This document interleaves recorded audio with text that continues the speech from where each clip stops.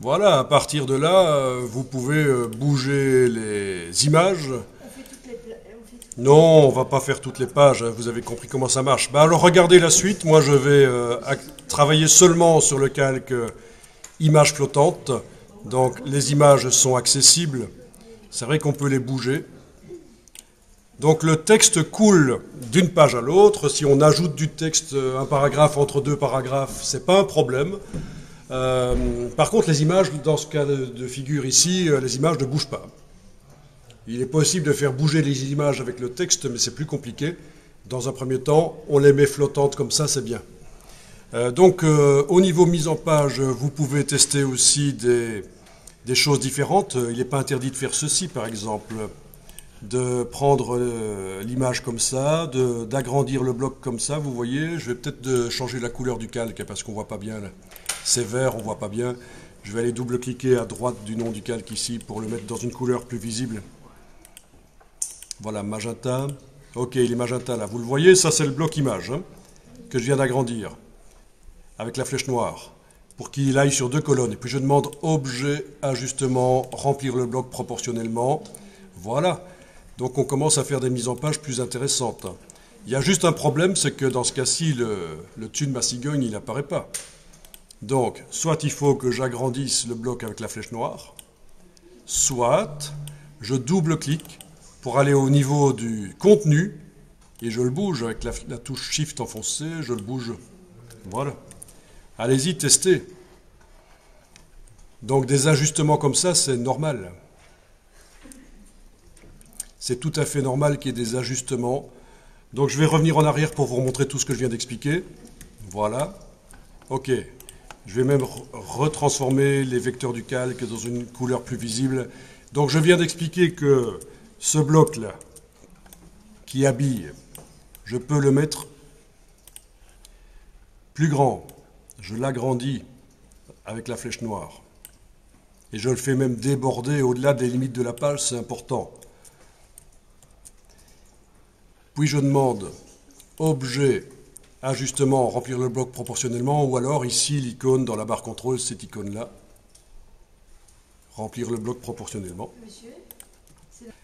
Donc ici, dans mon cas ici, je ne vois pas la partie la plus intéressante de l'image, c'est un problème, donc je peux avec la flèche noire agrandir l'image comme ça, le bloc en fait, hein.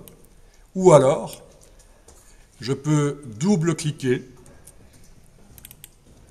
et là je descends au niveau du contenu, vous vous souvenez, on a vu ça la fois passée, quand on double-clique on est au niveau du contenu, le bloc ne va pas bouger, le bloc conteneur ne va pas bouger, on enfonce le bouton de la souris et on descend, et avec la touche Shift, on est sûr de descendre parfaitement en vertical. Et voilà, vous montrez la partie intéressante de l'image. Donc voilà comment faire des mises en page. Voilà. Donc le fait de faire aller les images jusqu'au bord de la page, c'est très intéressant au niveau mise en page. Et donc la suite, ben, c'est d'ajouter du texte, ajouter des images, et oui, vous pouvez tester, vous pouvez aller chercher d'autres images, les amener, les faire peut-être sur 3 colonnes même, il n'y a pas de problème. Allez, je vais aller chercher une image, vite fait. Donc, je vais aller chercher l'image d'un requin, je vais le taper en français, voilà, requin. Je suis dans Bing, ok, image, filtre, licence Creative Commons. Vous n'êtes pas obligé dans le cadre scolaire de prendre des images qui ne sont pas sous droit d'auteur, mais voilà. Qu'est-ce qu'on a ici? Ok. J'enregistre l'image dans le dossier d'aujourd'hui. Dans InDesign, je vais éventuellement déjà créer le bloc et je le fais déborder. Regardez, ça je fais déborder comme ça, mais c'est des mises en page que vous connaissez, que vous avez déjà vues, ce genre de choses.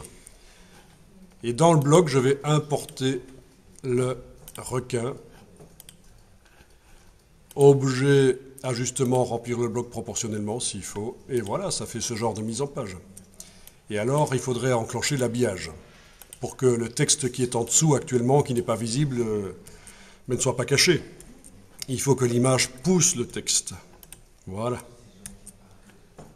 Et j'ai même la marge d'habillage du dessous pour que le texte ne colle pas à l'image. Tout ça, ça devient un peu plus intéressant du point de vue mise en page. Bien sûr, je pourrais le mettre en dessous. Voilà, ça marche aussi. Et vous voyez le numéro, vu qu'il est sur son propre calque qui est tout au-dessus, c'est le calque qui est le plus au-dessus, le numéro apparaîtra toujours par-dessus tout ce que je mets sur les pages.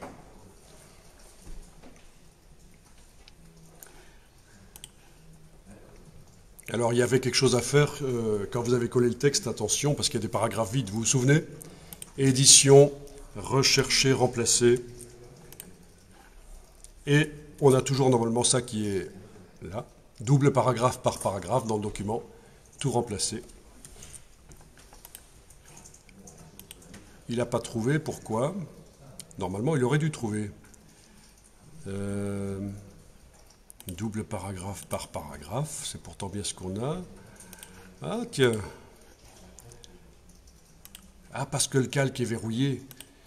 Il faut que j'enclenche, il faut que je déverrouille le calque, ou alors il faut que je dise qu'il peut le faire sur un calque verrouillé. Inclure les calques et objets verrouillés, oui c'est ça. Soit je déverrouille le calque texte, soit je coche cette option ici. Donc tout remplacer, et il n'a toujours pas trouvé. Ça c'est ennuyeux par contre. C'est Zarbi. Allez.